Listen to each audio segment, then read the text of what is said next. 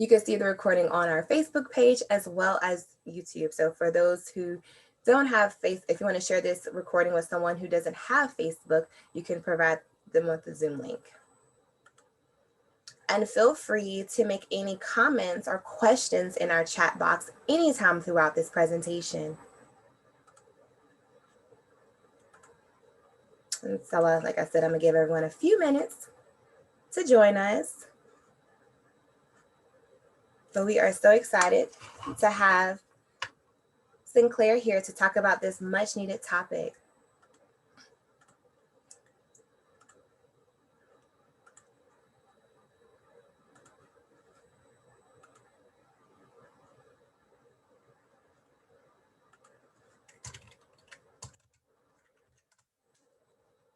And thank you for joining us on this Saturday morning, not morning, but Saturday afternoon. You could be anywhere else, but you are decided to be with us.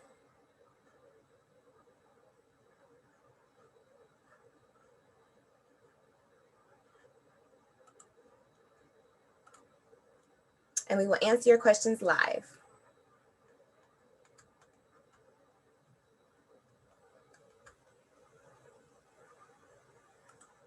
Not morning, but Saturday afternoon. You could be anywhere else, but you are decided to be with us. And so I will start us off by just giving you a brief overview of what WellStart Initiatives is. So WellStart Initiatives is a nonprofit organization that I created in 2014. Wow, can I believe it's been that long that we've been created? With the purpose is to increase health equity. Of course, in this climate with coronavirus, a lot of people have definitely brought their attention to public health. And one thing that with public health is that African Americans are drastically, disproportionately affected in this area with chronic illnesses. We are disproportionately have higher rates of high blood pressure, disproportionately have higher rates of obesity, diabetes, lupus. I can go on and on and on about this list. But I wanted to bring notice to mental health. Mental health is something that's definitely been taboo in the African American world. And so I feel like we as millennials, I am a fellow millennial, we have definitely been trying to break the stigma and have more open discussions in regards to mental health. But I feel like sometimes we as African Americans, we're still a little on the fence about using it, even though I know my circle of friends, we openly talk about mental health. We constantly have mental health check-ins, which one thing I do love about it. But I know with our Black men, I'm not sure if they're having those type of conversations, and we wanted to bring someone to address that, and which is why we have Mr. Sinclair here. And I'm just going to give his brief bio, and then he will kick us off and dive deep into this much needed discussion. So Sinclair Caesar III is a mental health speaker and educator based in Texas. So he is all the way from Texas, guys. So it's 11 o'clock his time over there. He's partnered with global wellness brands like Shine Tex and The Mighty, and has spoken to 20 plus organizations and institutions.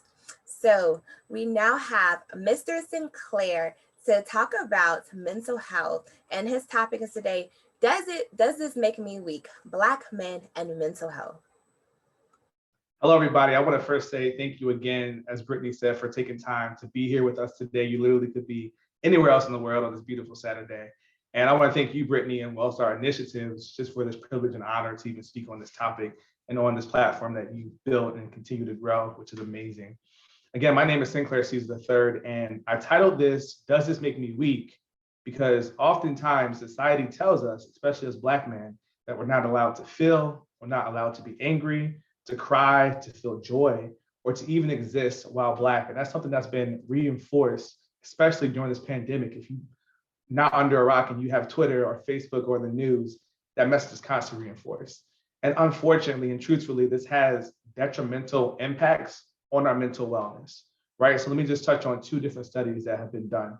African Americans are 20% more likely to have psychological issues that are serious, so serious psychological distress, than non-Black people are. And this could be a whole nother conversation about why that is and what those stressors are. Number two, less than half of all Americans with a mental disorder get the treatment that they need, right? But the proportion of African Americans who need mental health treatment actually get it. And that proportion is half of those who are non-Black. So of all the people that actually get it, right, only half are actually getting it. But if you are Black, you're only half of that half, right? And so we're not getting the help that we need. We're not always seeking these resources. And I want to take the non-judgmental approach, right? There are a myriad of reasons that we're not seeking these resources, that we're not getting the help that we need, that we're not even saying, hey, I feel weak right now. And so for me, it's important to break those numbers down, because when those numbers are so big, it becomes abstract. So we're going to talk about individual stories. And today we're going to do that with 3 points, right? So I want to talk about the actual impact of storytelling. I want to talk about the truth about vulnerability. And then number 3, how to stop holding your breath. So feel free to ask any questions in the comments. We'll go over that later, which Brittany will facilitate. And if you're tuning in live or watching the replay, feel free to go ahead and ask. So allow me to quickly reintroduce myself. I am Sinclair Caesar III. I really work to help others feel worthy and also to unlearn shame around mental illness. I'm a girl dad. I'm married to the baddest woman in the world, who was a teacher. So I've been a teacher during this pandemic. I'm also a Black geek. So if there's a Comic-Con happening, I want to be there. And I've partnered with a lot of different wellness brands. And right now I'm what's called a super contributor for The Mighty, which basically means I write articles for them around mental health. And my beat is a lot of what impacts Black people on the mental health, in the mental health world, right? Mental illness world. I've also been featured in Essence and BuzzFeed as well, just for my commitment to talking about wellness. So let's jump in by starting with a hashtag. So hashtag You Good Man was trending around 2016. And this is a big deal because it was a space for Black men to really work to break the stigma around talking about emotional and mental health. And this is a big thing, right? You know, you have DeAndre here saying, I know what it's like to just want to sleep and hope it all goes away. Some people, they might say, I know what it's like to just want to sleep and not wake up, right? And so just that tweet right there, that might be more than you've heard in your group chat, when you're hanging with your boys in the gym, when your partner comes home and says, hey, here's how my day is. It might be more than that, right? And so it's so important for us to share our story. In addition to doing my own speaking, I've also partnered with the National Alliance on Mental Illness, and I'll have a link for them later, but they're known as NAMI, and they have what are called In Our Own Voice speakers. What we do is we talk about what happened, what helped, and what's next in the context of our mental illness story. So I want to talk about that today. So in 2018, my whole life burned down, right? And I would say it extended to 2019. So because of me, we lost our home, we lost our money, and I lost my job, right? Friends disappeared, fair weather friends, longtime friends, they're just nowhere to be seen. And I hurt a lot of people, including the ones that matter most.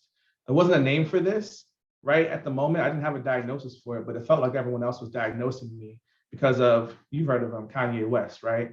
And so I was later diagnosed with bipolar 1 disorder, right? And so what happened next and what actually helped? So I like to say, but God, right? There was this interruption, this divine interruption, right? My daughter was born, our daughter was born. I was attending therapy and psychiatry regularly.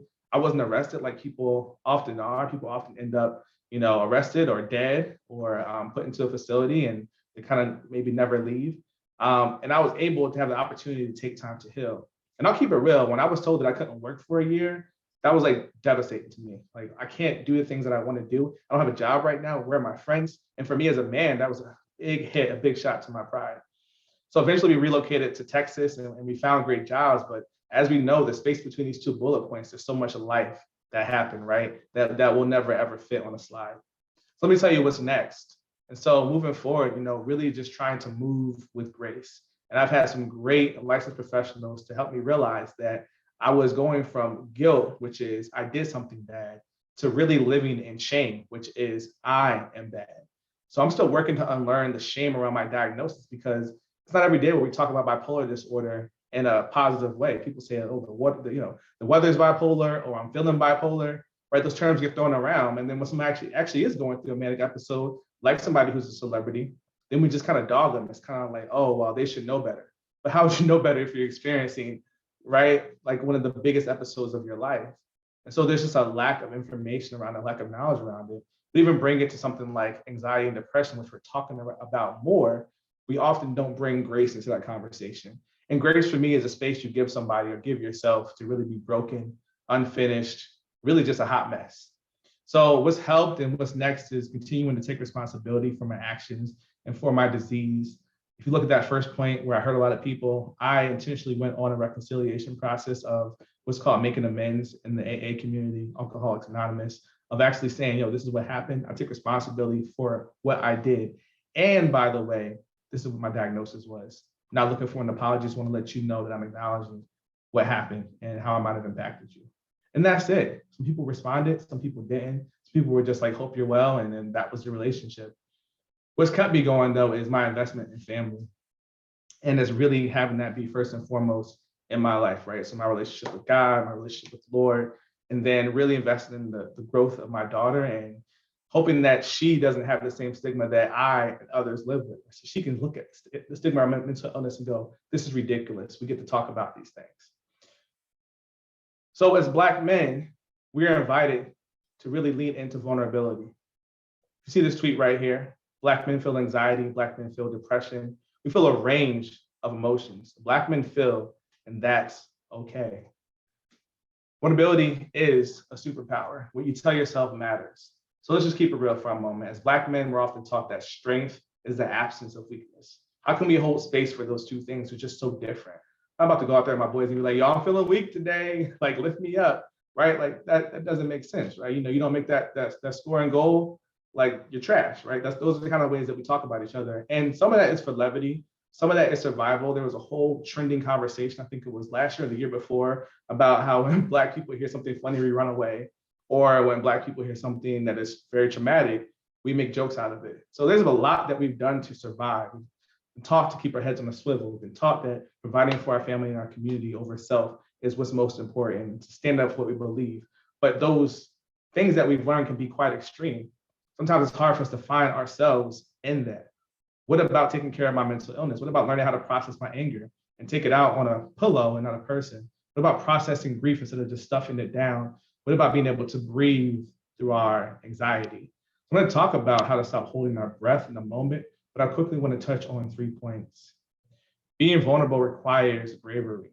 So let's break that down for a moment. Think about what you were taught about courage. Think about what the men in your life were taught about being afraid.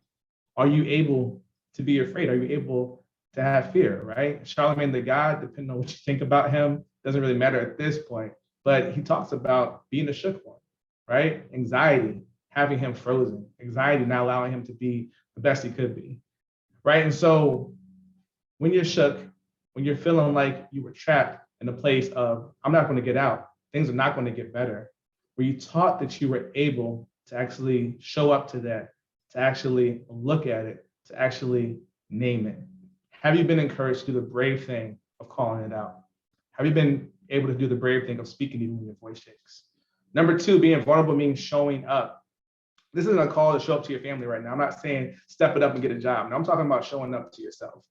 What stories do you tell yourself when you fail or make a mistake? You might be in undergrad right now. You might be in college, right? You might be ready to graduate, right? You might have tried to holler at somebody and be like, yo, can we go to prom together? And mistakes might have happened. You might have failed. You might have taken the L. What do you tell yourself when that happens? What story do you tell yourself? And oftentimes, those stories aren't true. Oh, I'm never going to get this thing. I'm never going to get the bag. I'm never going to get the job. I'm never going to be who my family has worked so hard and gone through so much oppression to get me to be. And if I don't get to that place, I'm nothing. I'm not a man. I'm not a son. I'm not a father. I'm not a cousin. I'm no one. And it's sad when you start to name that and call it out and say it out loud, when you start to talk out loud to yourself like you would a friend and go, wow, I'm really beating myself up right now. And possibly there was someone in your life that tried to make you feel insignificant and small at some time. And I'm so thankful to have licensed professionals to be able to talk to about those people, about those voices, the recordings that are still there. And so I hope that you are able to have that in your life as well. And we're going to talk about those different ways that you're able to do that. But number 3, to wrap this vulnerability section up, being vulnerable strengthens relationships. And I know a lot of times we see it on TV, right? Depending on, regardless of what the relationship looks like and who's in it, there's always one person that's like, you don't talk to me. I can't get through to you. And I want to say right now, some people don't deserve that. Not everyone deserves to be behind your walls. Not everyone deserves to fit on your Post-it note. Brene Brown says that the people that matter in your life should be able to fit on a Post-it note. And not saying that other people don't matter, but the people who truly matter, who truly have access, right, to your VIP club, they can know the worst of the worst. They can know the best of the best. You trust them to pray for you, to think well of you. That fits on the Post-it note. But you also got to give, right? And I like to say get to versus have to. So you get to share a little bit more. You get to be 1% more vulnerable. And that needs to look real for you, whether it's with your boys, whether it's with your partner, whether it's, in the church or at the job. You get to be 1% more vulnerable and be like, yo, I'm not understanding this right now. Or say the thing that I hate to say, I don't know. I literally dislike saying I don't know. Because what does that say about me? This all ties back to mental wellness, and then specifically the mental illness once a person actually receives a diagnosis. Let's talk about how to stop holding your breath, right? 2 weeks ago, I told this truth about my mental and emotional state. It was equally as humiliating as it was liberating. Look at that, holding space for two things, holding space for multiple emotions, multiple perspectives, multiple ways of processing something. And that's something that we get to do, right? As we are not monoliths as Black people, neither are the ways that we process things, neither are the ways that we work towards our healing. It's equally as humiliating as it was liberating. And so I want that for you. You get to have that. If you have a moment, whether you're watching this live or in the replay, I encourage you to write these words down. Drop your shoulders. You ever have somebody talk about sitting up straight? You're in a class, you're in a presentation, someone's like, yeah, I try to watch my posture, and then you start to kind of do it yourself, right? I take a deep breath, you start to take a deep breath. Clench your own jaw, right? Relax your neck. Because a lot of us don't only hold tension here, we hold trauma. We hold the things in our lives that say, yo, stop breathing. Yo, look closer. Yo, take the focus off of you and what you need right now and keep your head on a swivel. No matter where you grew up, no matter what your background is, as a man, at some point, society has told you to just stop, hold tight, and don't move. Fall in line. Society hasn't told you to, number one, consult the experts, or number two, develop a wellness routine, and definitely not number three, of getting clear on your emotions. Emotions are like, yo, either we winning or we losing. If you're not first, you're last, right? But those aren't actually emotions. So let me touch on how these three things have helped me when I'm in the process of stopping holding my breath. And I want to say this, it's not about stopping holding your breath forever. It's not about, oh, if I figure this out, the rest of my life, I'm good. It is a continual thing that you work at. If you ever go to the gym, it's arm day. You do it once, you do it twice, that's not enough. You got to continue to go. Similar to when you go to class, you can't just show up for one class and be like, I'm acing this class. It's all about continuing. And when you fall off, hopefully getting back on and having enough grace for yourself to be like, you know what, I'm gonna get back to this when I can. So for me, when I was going through that tough time, and even now, seeking out experts to help, that's anywhere from the school counselors to the therapists to the psychiatrists, but also equally as important, podcast interviews, books, seeking out inexpensive or sliding scale options when needed. What's that mean for me? That means that everybody doesn't have a bankroll to be able to spend $120 a week to go to therapy, right? But maybe I can find somebody that offers sliding scale options. I can go on Psychology Today and find somebody in my area that offers maybe 30, 40 bucks per session. Or I can look on Therapy for Black Girls, if that's how I identify, and I can find therapists who are culturally competent to be able to support me and fit within my budget. Developing a wellness routine is so important. What you eat impacts your mood. So for me, this is super important, but for really anybody, when you're not feeling good and you're loading up on carbs, those carbs turn to sugar, that sugar impacts your mood. You're feeling heavier, you're feeling weighed down, and what do? You finish an entire bag of chips. I've been there, I do it, I'm just like you. But it's been important for me to get exercise, and number one, to get plenty of sleep. Because I'm not getting sleep, I slip right back into mania, which is going up on that roller coaster, right? That part of bipolar disorder. And then I'm at this high activity kind of portion of myself, and I'm not at my best. So I don't ever want to get there. Though there were some benefits of being at this place where I can be creative, as you've heard Kanye say, the destruction doesn't match. Staying hydrated is important, and just starting small and continuing small. What's one small thing you can do today to take care of yourself, right? And think about it as when then. So when you pick up your phone in the morning, take a sip of water before you go online. When you lay down at night, think about one thing that went well in your day. before you watch Netflix. Match it with your own routines and stick to it as best you can. And having healthy outlets for negativity and those intense emotions that might come up. Again, pillow over person, right? Sometimes we treat our spouses and our partners and our family and our friends and our folks in the group chat better than we treat them worse than we treat our coworkers. Coworkers and our bosses get the best of us. And then when we get home, we're like, I hate everybody. Everybody shut up, right? That's not good, right? So having more clarity on our emotions, number 3, can help.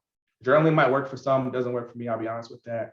Speaking with people I trust works for me, but then there are also online communities that you can join. And we've seen those be utilized a lot during COVID, and I hope people continue to use them. For me, I attended one NAMI support group, that's the National Alliance on Mental Illness that I mentioned earlier. And it was just so liberating to hear other people talk about their stuff and where they're coming from. And I felt like, wow, this is the first place I can be in where I don't have to flex, where I don't have to front, where I really just don't have to feel ashamed, because we all going through something. I want to tell you something, that everybody's going through something. The perfect you see on their best day, that woke up like this, that's doing their thing, they got something they're going through. And it might not be their own thing that they're carrying, but they're carrying something else. So you're not alone in that. To wrap up, it's really important to know what your resources are, right? Number 1, know that it's okay to not be okay. And when you're not okay, there are people who can walk along with you in that space and just allow you to be where you are. Telling somebody to cheer up, telling somebody to toughen up, telling somebody to just get through, white knuckle it, it just puts them back to where they started. Alone, isolated, sad, hurt, depressed, and feeling like there is no tomorrow. And so we need people who are professionals, people who care, people whose life work it is, to be able to say, hey, there's another way to look at this. There's another way to connect.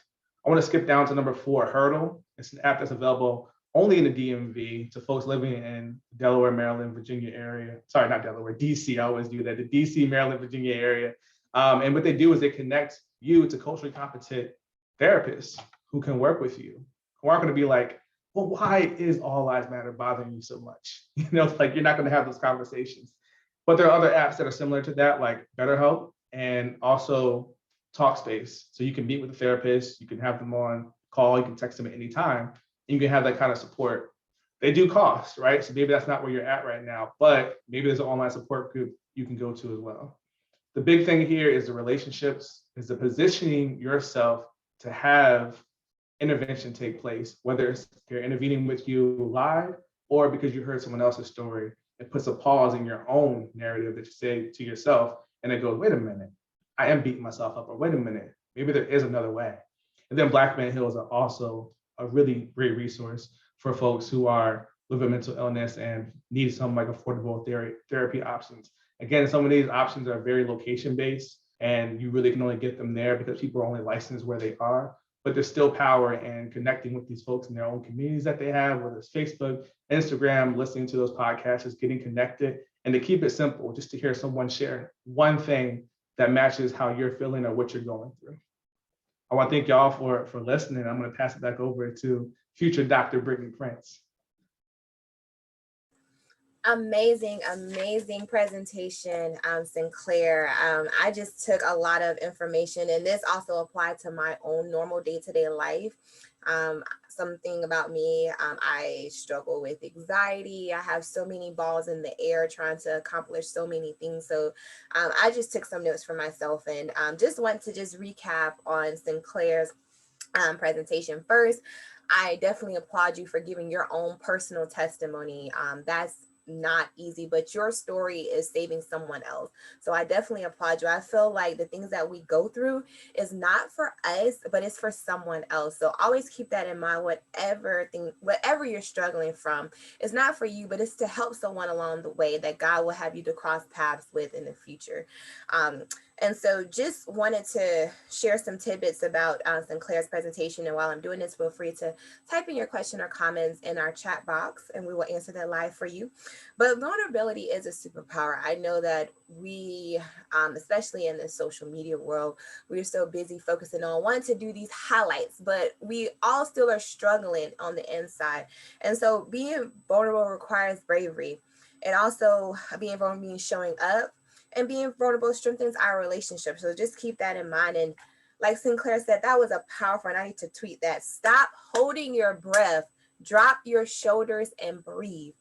I had to do that for myself too. So I was behind there just like, because I feel like I'm always like running a marathon with my own personal life, trying to manage. As Sinclair mentioned, I'm in school right now, so managing school, managing work, and everything else. I just feel like I'm just constantly running a race and never have an opportunity to breathe. And definitely consult with your experts. I like how you gave the different resources. Like for me, I definitely listen to Therapy for Black Girls podcast, which is an amazing podcast for women. Develop your own wellness routine. If you follow me on social media and you know that I'm going to post my daily thing, did you work out today? Working out is my personal therapy. So that's therapy for me. So that helps me manage my anxiety and just give me opportunity just to woo-woo-sa for a second and get clear on your emotion. And last but not least, give yourself grace. I feel like God, well, I not feel like, I know God's give us more grace than we give ourselves. So why don't you give yourself the grace that God provides for you? And definitely, he provided some amazing resources in the tab. So definitely utilize your resources. So I'm just going to check our chat box and see what questions we have. So Sinclair, do you attend therapy? And if so, how did you find your therapist?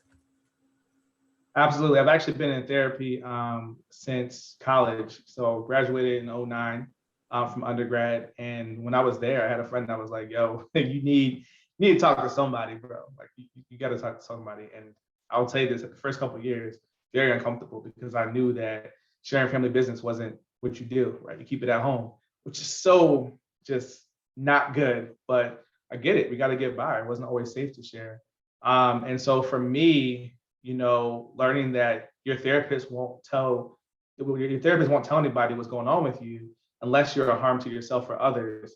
That helped me feel more comfortable with sharing. So I've been in therapy since then. I'm currently in therapy. I had to break up with my previous therapist because things were not professional, and it's hard, right? Like everybody isn't perfect. Not everybody's always under observation. Some people out there, when they've gotten that certification, they get 20 years into it and they're just not doing what they're supposed to be doing. And so for me, that didn't work out, but I was able to, I'm in the process of signing up with BetterHelp to have another therapist. So that's why I was talking about them. And they do offer financial support.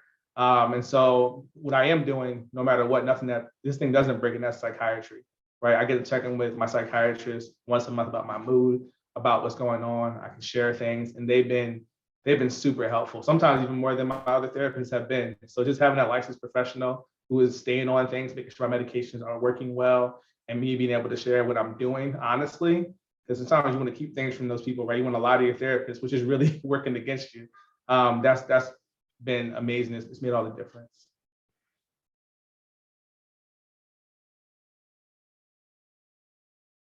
I'm sorry, I was on mute. Another question. What kind of financial support are available for those who don't have the means to attend therapy?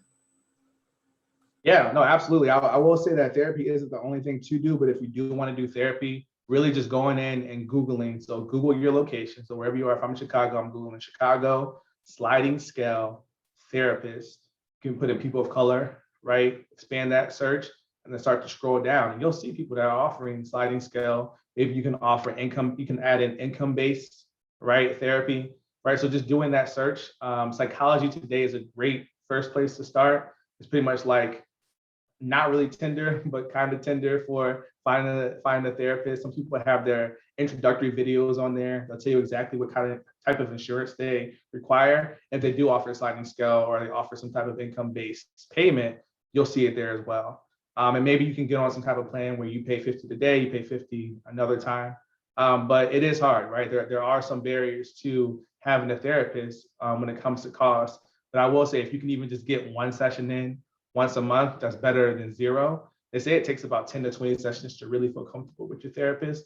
And so I feel like you can really open up, but just doing that hard thing of just scheduling it is the most important thing. Think about when it's like scheduling for your primary care, right? You're like, I don't want to go to the doctor. I don't have to go through the process of talking to the secretary and being like, the earliest time we have is 3 years. Like, this is so annoying, but you got to do it. It's important to do. Another question. How did you become comfortable with sharing your story to others? I mean, the short answer is really life or death. Um, you know, when I was in college, that was when I really started to share anything. And I realized I was just holding on to so much. I grew up like people call me the goody two shoes, like Sinclair, da da da da. But I was holding on to some secrets. I was holding on to some things, and they started to manifest in my skin. Started to really manifest in my digestive system. Right? Like to hold it all in, it's going to show up some way.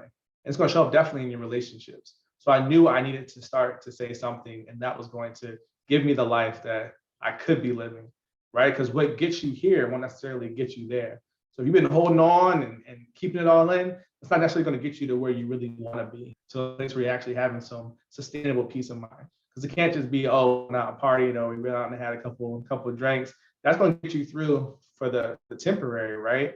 Some people say it's self-medicating, but even if you don't get that deep with it, there's just temporary fixes to long-term problems. So sharing for me has been really important. But on a wider scale, sharing has been like, listen, I'm already in this place where a lot of folks know about my bipolar disorder, right? Like my manic episode was public. It was shared with the institution where I was. A lot of people saw it because I'm already an influencer. It was really embarrassing. So I was like, yeah, I can't really go out and apply for jobs anymore because I have this big thing that happened. No one's ever going to want me. So there was a lot of power in going, listen, this is what I live with. This is what happened. See me. Right? Like when you do that, when you have that card, you throw that card down, right? You're like, what can anybody say to you? No one can tell you anything. And so I was still able to be employed. I was still able to, and am still able to do the things that I need to do.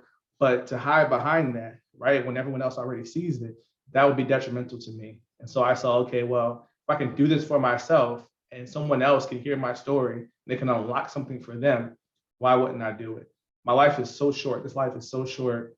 I want my daughter to be able to feel like she can live in a world where she's not feeling ashamed of her dad. My wife to live in a world where she's not feeling ashamed for the things that happen with her husband. We can work to heal and not share everything, right? I don't share everything, but share enough so that there's a reminder that, we're people too. Someone else can feel less alone. Someone else can get the healing that they need. And I can feel like I can step outside my front door without feeling like there's a target on my back. Wonderful, wonderful. What advice do you give to Black men to show up for their friends to encourage mental health? Yeah, I think really it's just by like what you saw in that tweet. Are you good, man? Just that quick check-in. I think sometimes we overcomplicate it, right? Everybody doesn't need to go to school and get a doctorate in psychology to be able to say, this is how you check in with somebody. Asking the question and listening. And I think there's something that I heard years ago, and they said, trying to get just beneath the surface with those people who are either maybe you just met them or maybe you're still working on building that relationship, just get just beneath the surface. So instead of just saying, yo, you all right? And then getting the, yeah, I'm good, maybe ask a little bit more of a deeper question.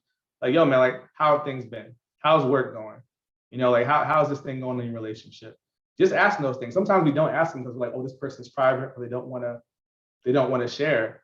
But sometimes if you're going to be a good friend, you got to ask the hard questions. You got to be like, yo, man, I'm not trying to be in your business, but how are you feeling about this? I'm not putting on any judgment. I'm just going to listen. And you'd be surprised how people open up. And the other thing is just positioning yourself for those conversations to happen. If you're only meeting up with your boys and it's fun and recklessness things are happening, you're not going to have any time to talk. You can't really have these one-on-one sessions in the club, right? Or you can't really have it at the football game. So some people, what they do, I found that some people do where they maybe we're meeting up for sports and wings, and then when things wind down and we're cleaning up, the conversations can start there. So just finding something where everyone already connects, and then just being bold enough to ask a question to get just beneath the surface, and to just keep it simple. But then also modeling that. So when someone's like, "Yo, how have you been?" Share something. Share a little bit. Yo, I've been under the weather, or I've been feeling so great. You don't have to say, "I think I might be clinically depressed." Like that's not something that you need to share. That's not how we typically talk. In our last and final question, how can we as Black women create a safe space for Black men? I will say that from what I've seen, Black women are the forefront of everything. I mean, I've been to a lot of conversations like this. It's typically a room full of Black women who are hoping to pass that on to their nephews and their husbands and their partners. And I think what y'all are doing already is just so great. Even to ask that question shows that you care. I will say one thing that's been helpful for me is the not pushing, right? So to try to push somebody to share, oh, well, you just don't talk to me, or well, I can't help you. That's just reinforcing guilt. it's just reinforcing that that person is doing something wrong. And as you see, oftentimes men don't handle guilt well. We stuff it down or we push back. Well, I gotta tell you this. Why is it important? Oh, I got this, right? So just creating a space where it's like, listen, this is why I want to ask this question. This is what it means to me. I've been feeling like X, Y, and Z. I've noticed X, Y, and Z. I really care about this. And I just want to let you know that I'm here if you ever want to share about it. I will say for men, and this is not for every person, right? Everyone's different, but a lot of times I find that we're much better at sharing when we're doing an activity. So it's kind of like a Jedi mind trick, right? Don't just be like, let's sit across from each other, right? Like men didn't grow up on the playground having conversations and gossiping or talking about things. Like we didn't learn to communicate in that way. That wasn't our socialization. We were out there just pushing each other around. We were pushing you to show you that we liked you, right? Real twisted, right? So we can't really expect us to be like, let's have a sit down and talk things out. Maybe you guys are washing dishes together. Maybe you're going for a walk. If you watch any movie, when you see when the man opens up, they're typically doing something, right? There's typically some activity taking place. And so that's really the way in, going with that flow, making sure there's an activity happening, and then sharing why you want this, but not putting it on them, not adding that pressure, that guilt. Listen to how you're saying it and watch what happens and know that it might not happen overnight, but even just a little bit can be a lot. Powerful, powerful, powerful. Well, I want to thank you so much again for being vulnerable and sharing your testimony and also providing resources, which is still on the screen, everyone. And I'm going to also drop Sinclair's Instagram, Twitter, and our chat box. So you can follow him on those social platforms. And just be on the lookout for the next event. We are in the process of finalizing our next event, which will be discussing nutrition in July. And of course, follow us for updates for we're bringing back our workout sessions as well. So you can do live workouts on our Instagram page. And we want to thank you so much for joining us on this Saturday early afternoon. We really appreciate it and hope you gain a lot of information and knowledge, and hope you can show up as your best self, and be there for someone to assist them with showing up as their best self. And so I want Sinclair to close it out as one line of how he wants to close it out, a last word for our presentation. And again, I will drop his information in our chat box so you can follow him. And also, as you can see, the slides are also on the chat box as well. So if you want to pull up this presentation as well to share with someone. Talk about a Black woman that inspires me. I want to just say a quote from Tracy Ellis Ross, who's been on Blackish, Girlfriends, and a ton of other things, always on fire. And she talks about how she's inspired every day by the space between where she is right now and where she wants to be. She's inspired by that space and she works to not be terrified by it. So I want to just share that with you and send that to you wherever you are, whatever you're going through, whatever you are becoming, to be inspired by that space. Inspired by that space where you can learn to share, where you can learn to open up, where you can learn to process your brokenness, where you can learn to do the brave thing of reaching out and saying, I don't got this right now. Maybe I'm not so good. And please, please, please, please listen, because I kind of want to share. Thank you so much. And this concludes today's Mental Health and Black Men. Have a great day, everyone.